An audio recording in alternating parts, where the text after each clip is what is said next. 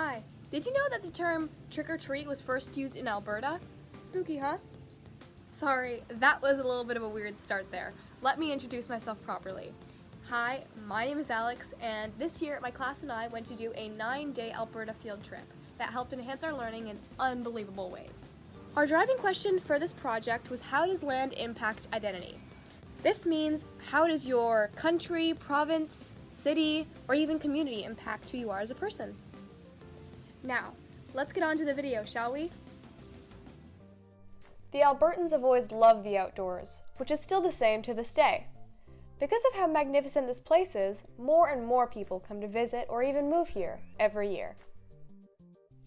Here we are at Lake Louise, which is mostly known for its turquoise waters, rained by high peaks and overlooked by a beautiful chateau.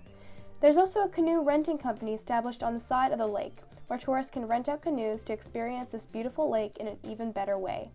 Here, I interviewed one of the employees at this company. Let's see it.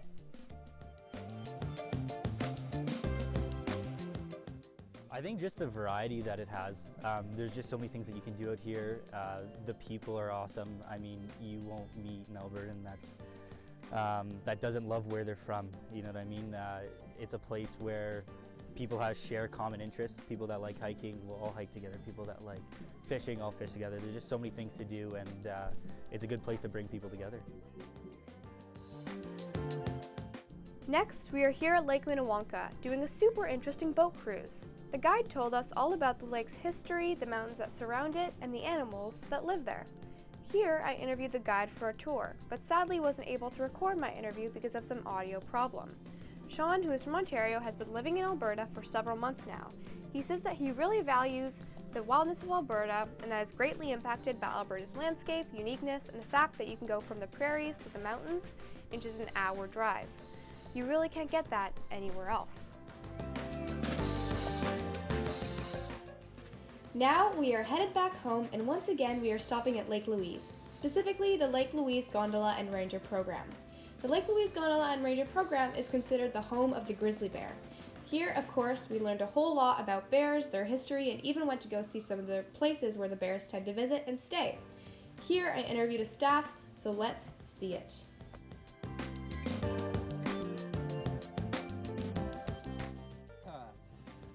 Honestly, it's probably more that we have substantial prairie attached to our mountains.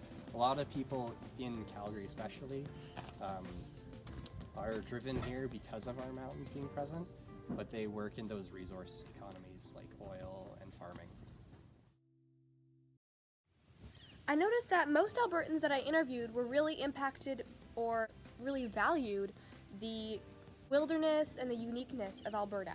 Also, how diverse the landscape of this beautiful place is.